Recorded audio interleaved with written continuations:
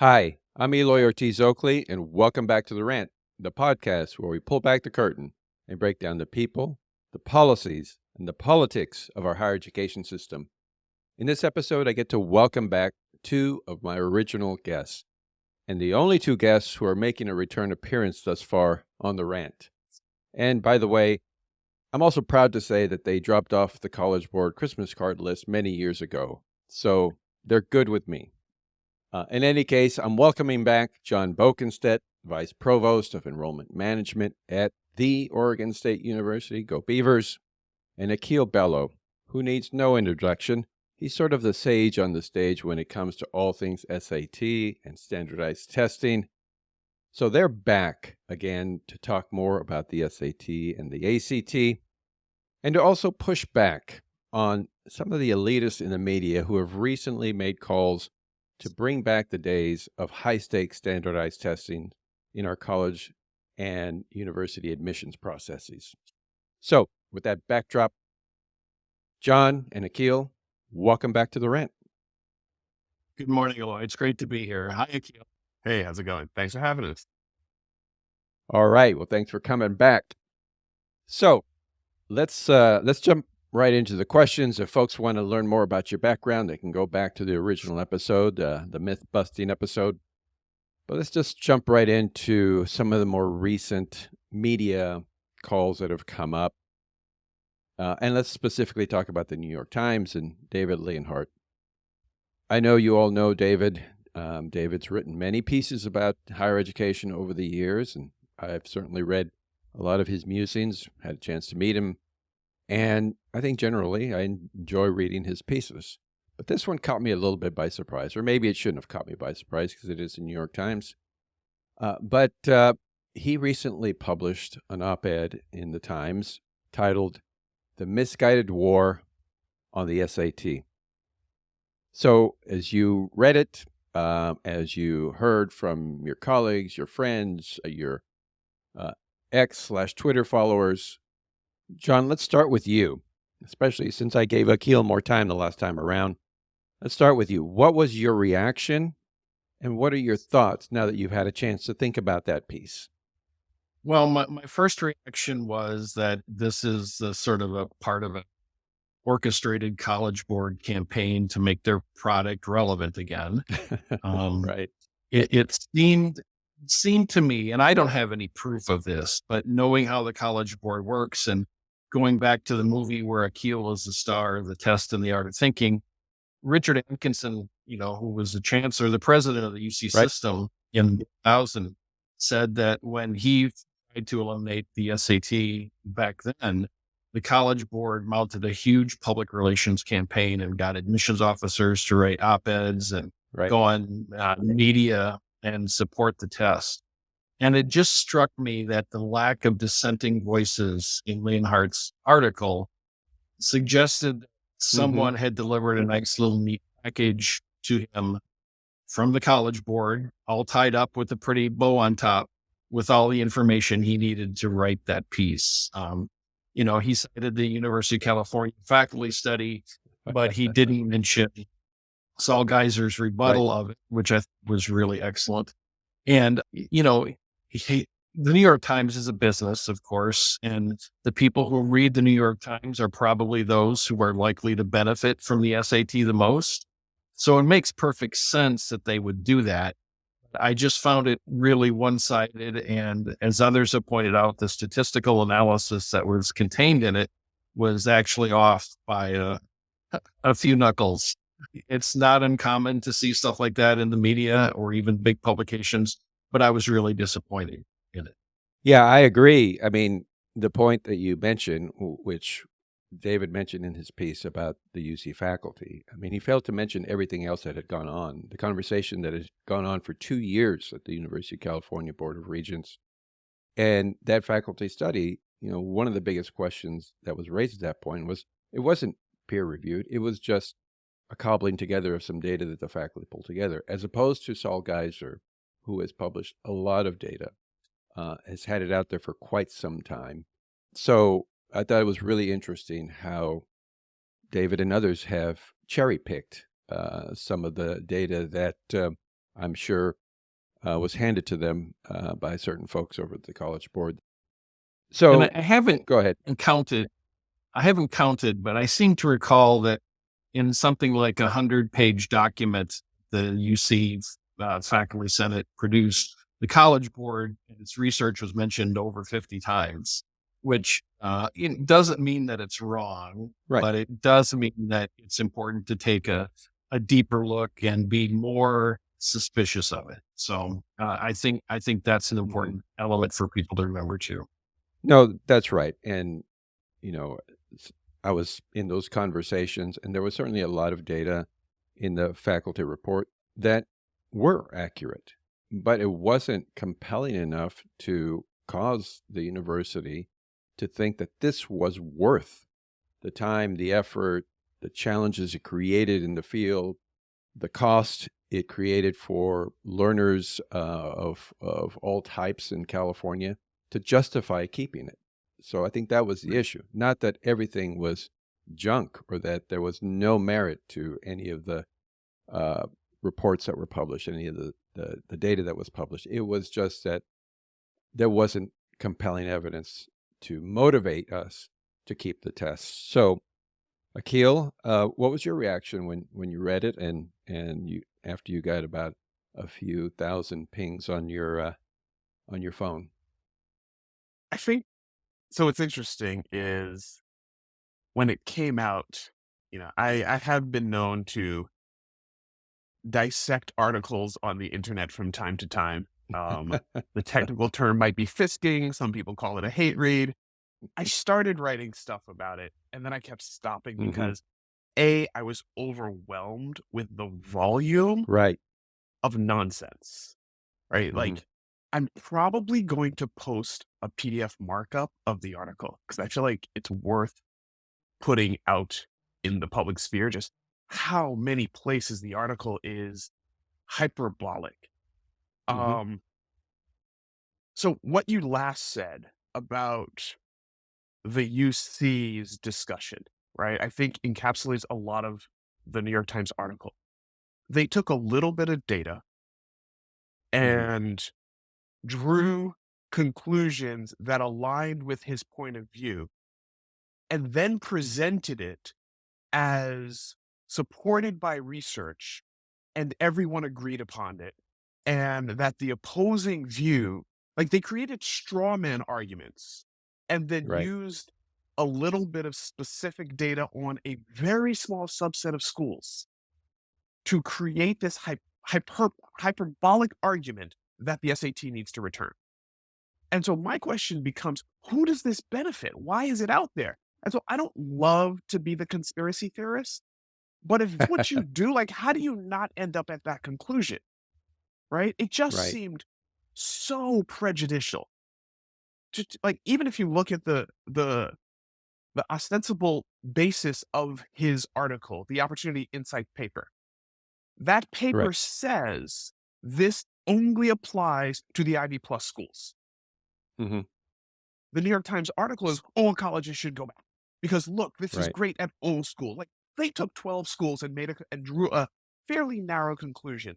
And the Leonhardt article doesn't mention it until the 37th paragraph that research says it only applies to the select set of schools. So he had an intent to create this illusion, right, of agreement and new research by selecting very narrow research reports and consulting very narrow set of admissions people. He went to Georgetown, for God's sakes. Georgetown, which was the last university in the country to want the SAT subject test. The only reason they stopped requiring it was because the test stopped being given. Georgetown, which requires all tests that ever a student has taken with the name SAT or ACT on it to be submitted at the time of admission. The only college in the country that does this. Yeah, let's go consult Georgetown and their love affair with the SAT about whether the SAT should be required again. Right? It's a very strange thing. Right. So to me, that was the part. Like everything here, authority of the New York Times to present a picture of college which isn't accurate. Hmm. And that to me that was the biggest problem, that they used the weight of the New York Times to create an argument that only benefited the SAT and College Board. Yeah, the interesting thing is, if you compare admission at those institutions, the ones that Akil mentioned and is called highly rejectives, to pre and post pandemic with test optional and test required. When tests were required, they were making selections on a very narrow range of GPAs and a very narrow range of SAT scores.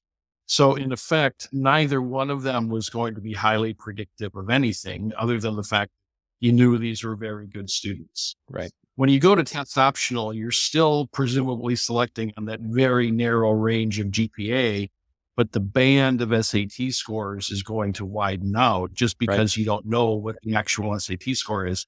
And just statistical common sense is going to tell you that the SAT is then going to become a better predictor of someone's ability to succeed in college, or at least to earn specific grades. The whole definition of success is not a fuzzy slope, a slippery slope, and a fuzzy definition that we need to avoid too.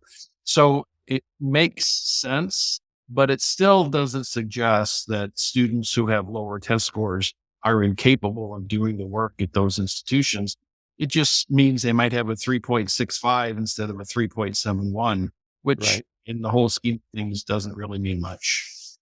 No, that's right. And that's what makes me laugh about whenever folks bring up the University of California. Now, look, the University of California has plenty of flaws, plenty of issues, but the number of applicants that are applying to UC schools, particularly from California, I mean, it's exactly what you mentioned, John. I mean, these are, some of the top students in their high schools. They have great GPAs, and they're going to succeed, whether or not they got a perfect SAT score or, a 20-point difference.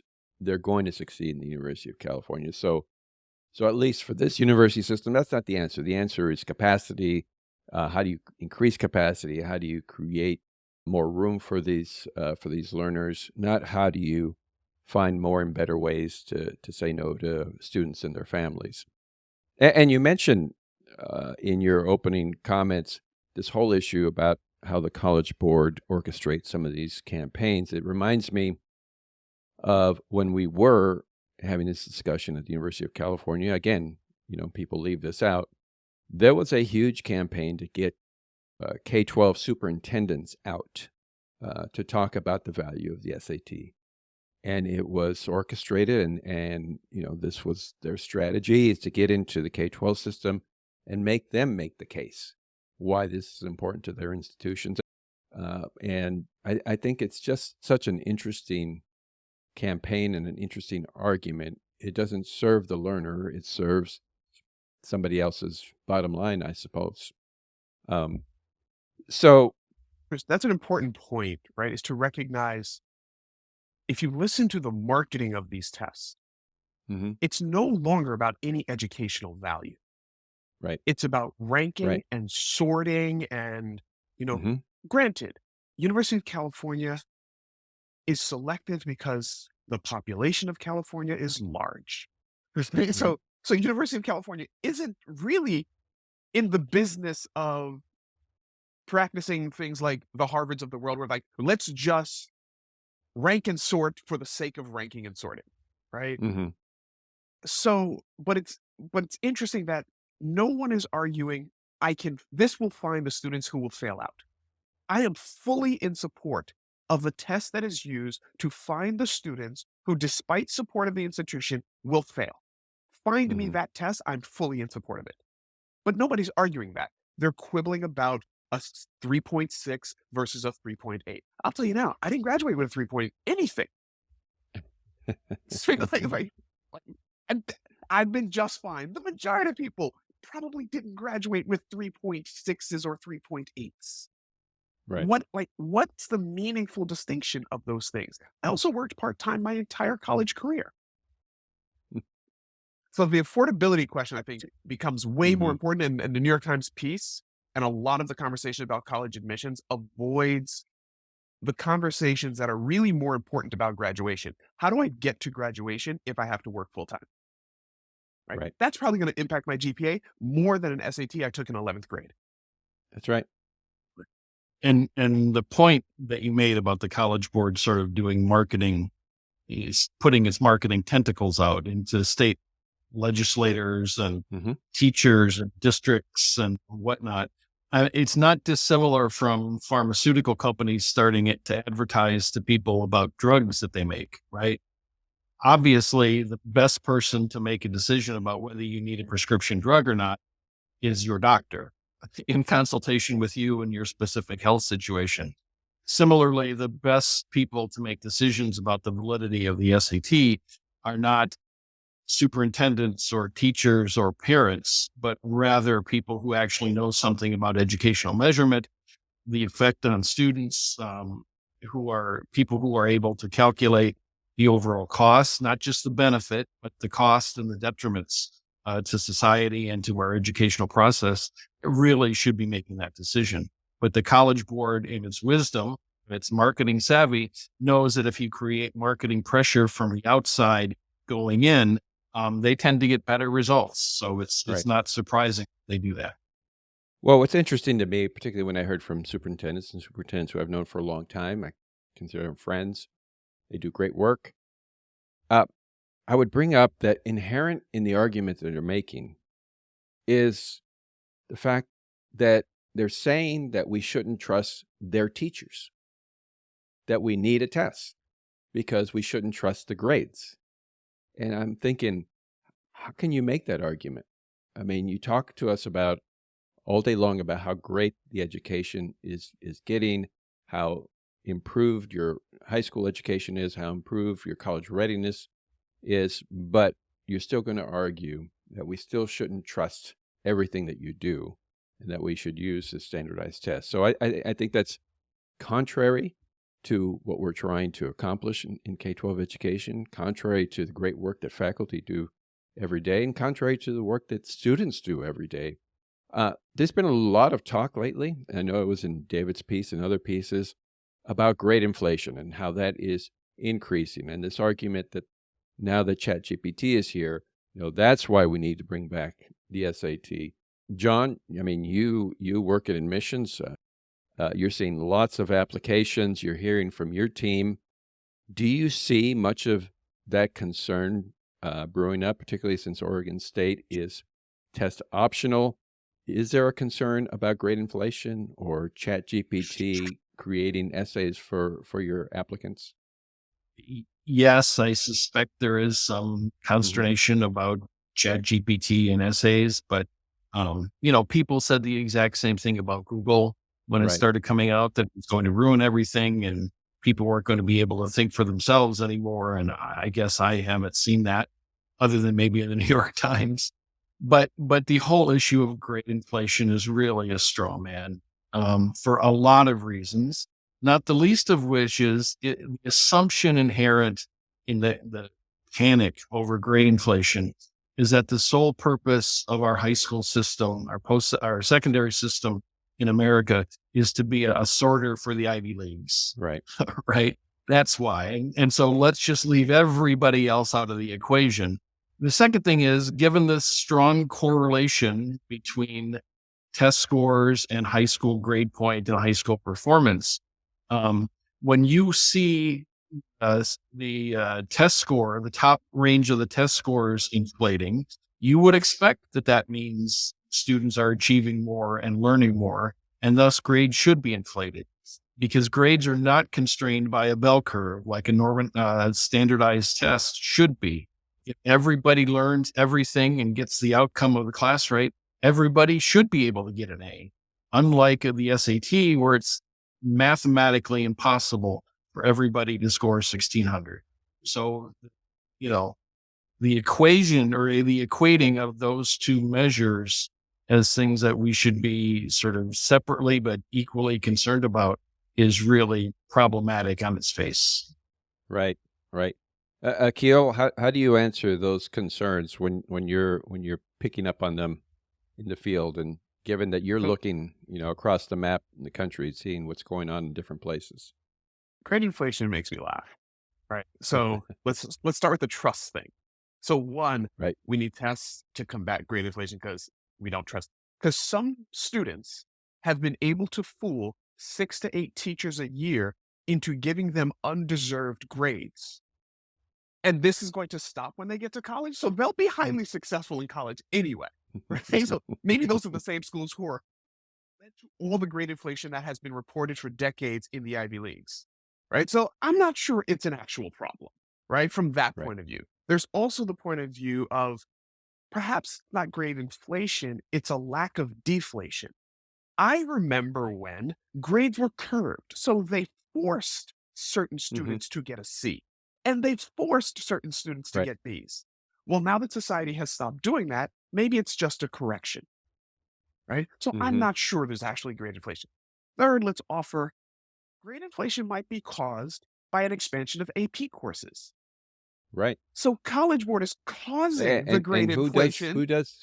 markets the Right, AP? exactly. So let's cause the great inflation and then propose the solution to great inflation, our other product, right? So the whole great inflation narrative to me is strange. I think that it also needs to be reframed. It's GPA inflation that they're crying about, which, okay, that may be a concern, except how many colleges recalculate GPAs? So Hmm. the GPA that College Board has isn't necessarily the GPA that the college is using for admission, right? Right. And then also I tend to wonder if we were discussing that students are learning less, okay, let's have that discussion if that is Hmm. true.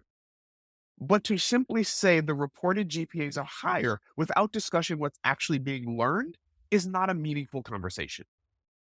So I Right. struggle to care about the people who cry, great inflation, we need to test, because they don't touch on any of those things that I brought up. That's right. And I think, it's interesting, what I hear baked into some of these arguments is the whole other conversations that are being had around wokeness in college and university campuses, how this is a result of that, how this is a result of the push for diversity on college campuses, the whole arguments that were made around, the horrible day that some of our former Ivy presidents had in front of Congress. So it's all getting baked in as if the only reason that college and universities are rethinking their admissions is because of a push from the far left. So it's just interesting how this all gets baked in. John, your university is on the left coast here.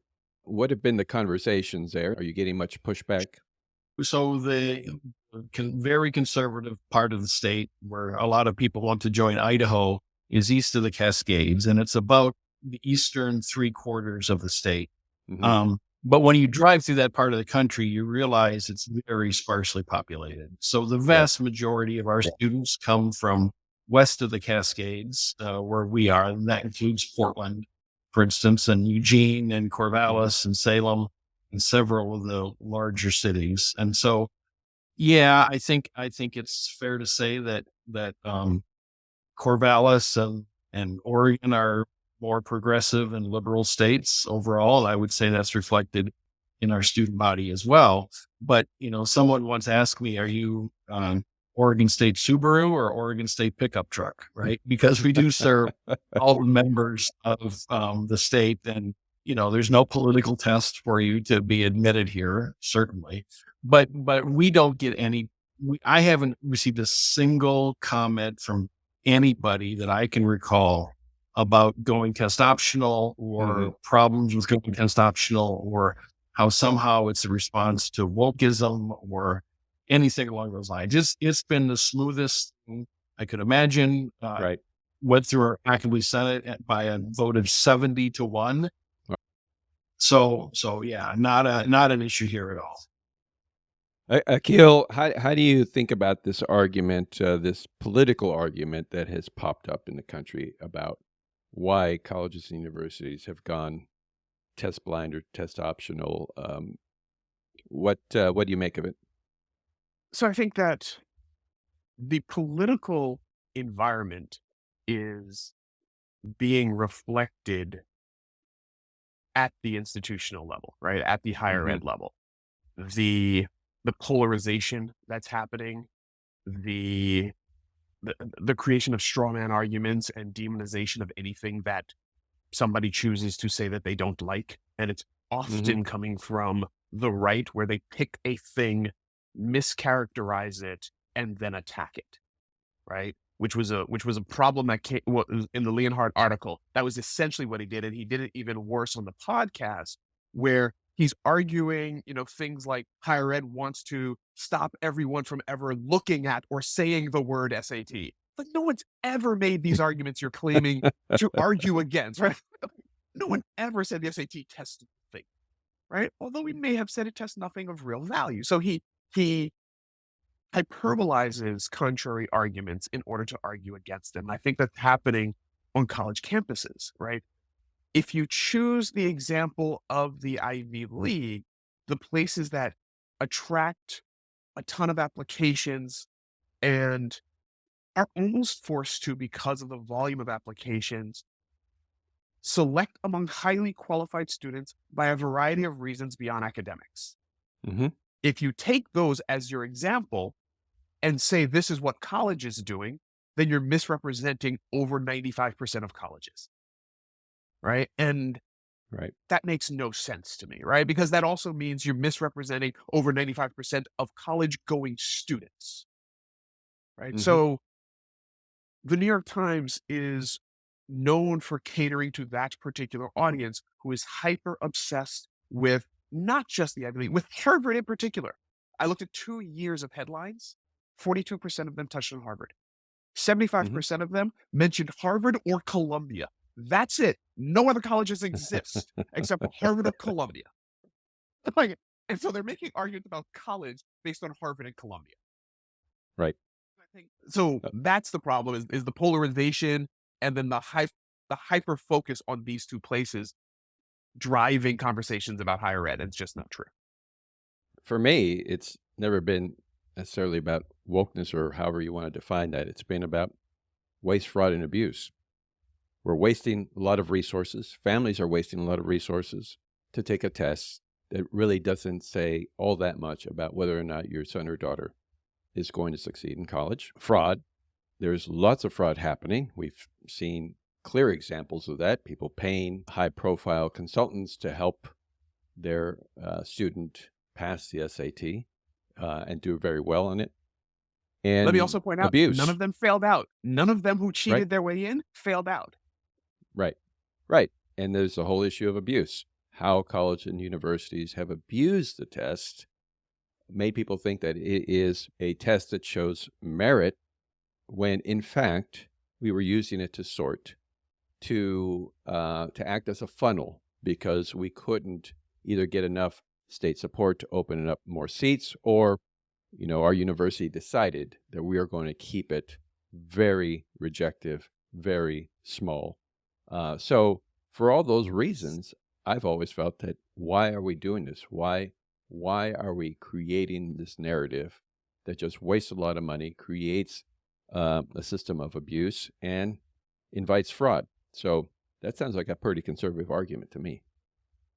Yeah. So even I have said if you didn't have a GPA, the SAT would be a reasonable proxy for you to make admissions decisions, right? If you didn't have a high school transcript, you could do a pretty good job of admissions with just the SAT. It is the question of the added value.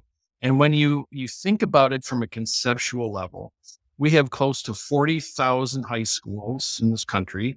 Every year, about 3 million students graduate from those high schools. They're taught by hundreds of thousands of teachers on a completely non-standardized curriculum. But someone, quasi for-profit, not-for-profit company in New York City has created one test that tells you what a good student they are or not. And if you can say that with a straight face and believe it, then we really do have an education problem in this country, because it defies logic. Anybody could think that makes any sense in any universe. It just doesn't to me. It gets worse to me, because when I think about it, they're saying that the 4-hour paper SAT is the same as the 2-hour digital SAT, is the same as the ACT, despite them having different question types, different content, different scoring systems, different score scales. But all we have to do is statistically adjust them, and all things are equal. So perhaps these tests aren't measuring educational learning, they're measuring some proxy of that. Which, do we really need that? Right. Yeah. No, I think at the end of the day, that's the issue. This is not an argument per se about the quality of a test. It is, why do we need it, and why do we create an entire industry around it? So, Akil, you hear a lot about test blind, test optional college universities across the country. Based on what you're seeing across the country, has the sky fallen since they went test blind or test optional? What do you see in the data that you're looking at? I think no students have graduated from college since 2020 when colleges went test optional. I'm fairly sure that the country now has, all these former college kids who are drowning in the streets. Yeah, as Right. far as I can tell, there's been not a whole lot of change in retention, graduation, in any of the metrics that we care about. Mhm. I also, kidding aside, I think one of the things that are going to be important because it still is a little early, right? It's only it's Right. 24. So we're getting right towards the data of perhaps that first cohort, right? Mhm. Right. I think it's important to also note the effects of the pandemic are important to Mhm. consider. So if you're talking about graduation rates from somebody who started college online and spent their first year and a half online, and what their retention rate was, what the graduation rate was, and you don't try to factor in financial impact of the pandemic, then Right. that's a false metric, right? Again, to me, it's just like trying to use test scores from 11th grade to predict job placement 10 years out. Right? That's a Mhm. ridiculous notion, assuming that nothing that happened in between mattered. Right. Right. So I think that we have to account for all of those things. A small dip in any metric of success in a school that went test optional is irrelevant. Mhm. You're in the midst of a pandemic and political upheaval. Yeah, things will probably fall off. That's right. Have you seen an uptick in the number of snowflakes that were graduating? Global warming, so all the snowflakes should melt away, unless you don't believe in global warming, right? And it's work. Our retention rates have increased every year since we went test optional. Our diversity has increased every year since we went test optional. We see nothing but good results so far. And last year, in the fall of 2023, about 15% of our enrolling students submitted tests for consideration in the application process. With UC and the public universities in Oregon and Washington sort of leading the way and leading the charge here. The SAT, I wouldn't say it's irrelevant on the West Coast, but it's just not a thing. Mhm. The West Coast has always had a slightly chiller vibe than the East Coast, and I think it's just sinking in here quicker than it does anyplace else. No, that's right. University of California keeps humming along.